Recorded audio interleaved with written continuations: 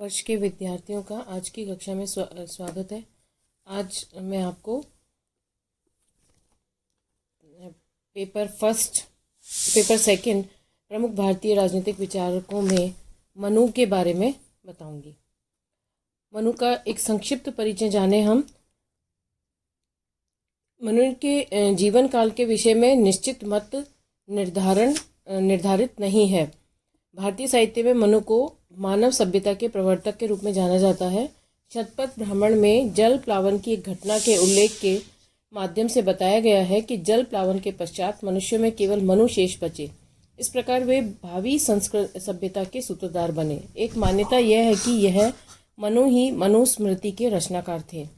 मान्यता सही प्रतीत नहीं है क्योंकि जल प्लावन की घटना के बाद अकेले मनु के शेष रह जाने के कारण उस समय किसी संगठित सामाजिक व्यवस्था के अस्तित्व का प्रश्न नहीं था। पौराणिक आख्यानों में से मनु परंपरा का उल्लेख मिलता है। मानव सभ्यता का सूत्रधार होने के कारण मनु सामाजिक व्यवस्था की व्याख्या और विधियों की संहिताबद्ध प्रस्तुति के संस्थागत प्रतीक बन गए।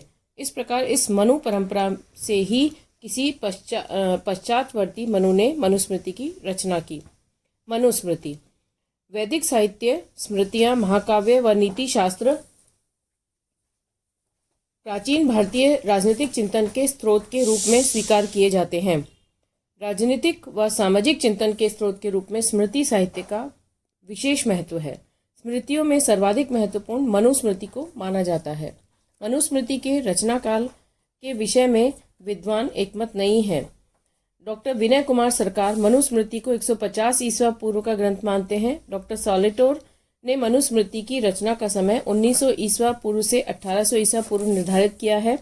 मैक्स म्यूलर मनुस्मृति को ईसा के पश्चात 4वीं शताब्दी के बाद किसी समय की रचना मानते हैं, किंतु उनके निकटतम शिष्य ग्रंथों के संपादक अनुवादक जॉर्ज यूलर का मत है कि मनुस्मृति ईसा के पश्चात 2वीं शताब्दी में निश्चित रूप से अस्तित्व में थे। डॉक्टर बेनी प्रसाद ने इस काल निर्धारण को ही सर्वाधिक व्यवहारिक माना है। मनुस्मृति की विषय वस्तु। मनुस्मृति मूल रूप से राजनीतिक प्रकृति का ग्रंथ नहीं है। ग्रंथ में वर्णित विषय वस्तु व्यापक है। उसमें सामाजिक व्यवस्था के सभी पक्षों से संबंधित आचार संहिता प्रस्तुत की गई है। राज्य को मनुस्मृति सामाजिक व्यवस्था की एक अनिवार्य व महत्वपूर्ण उप व्यवस्था के रूप में मान्यता देती है। मनुस्मृति में 12 अध्याय हैं। प्रथम अध्याय में संसार व विभिन्न प्राणियों की उत्पत्ति का, द्वितीय अध्याय में संस्कार विधि, ब्रह्मचर्य, व्रत विधि और गुरु के प्रति अभिवादन आदि की विधि का, तृतीय अध्याय में ब्रह्मचर्य की समाप्ति के बाद समावर्तन, पंच महायज्ञ और नित्य श्राद्ध विधि का, चतुर्थ अध्याय में ऋतु ब्रह्मचर्य आदि जीविकाओं के लक्ष्य व गृहस्थ आदि के नियमों का, पंचम अध्याय में भक्ष्य और अभक्ष्य पदार्थों और मनुष्यों द्वारा शुद्ध रहन सहन को सुनिश्चित करने के नियमों का, षष्ठम अध्याय में वानप्रस्थ और संन्यास आश्रम का, सप्तम अध्याय में व्यवहार में निर्णय व कर ग्रहण आदि राजधर्म का, अष्टम अध्याय में न्यायालयों में साक्ष्य की प्रक्रिया आदि का, नवम अध्याय में वैवाहिक संबंधों से संबंधित विधि, संपत्ति का विभाजन, अपराधों का निवारण तथा वैश्य व शूद्र के अपने धर्म में अनुष्ठान का, दशम अध्याय में विभिन्न जातियों की उत्पत्ति और आपत्ति काल में मनुष्य के कर्तव्यों का, 11वें अध्याय में पापों की निवृत्ति की विधि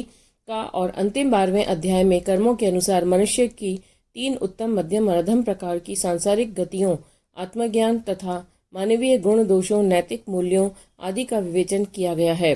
मनुस्मृति की अध्याय योजना के उपयुक्त विवरण से स्पष्ट है कि मनुस्मृति में मानव जीवन के समस्त पक्षों के सार्थक और उद्देश्यपूर्ण नियमन के लिए आचार संहिता प्रस्तावित की गई है। धन्यवाद।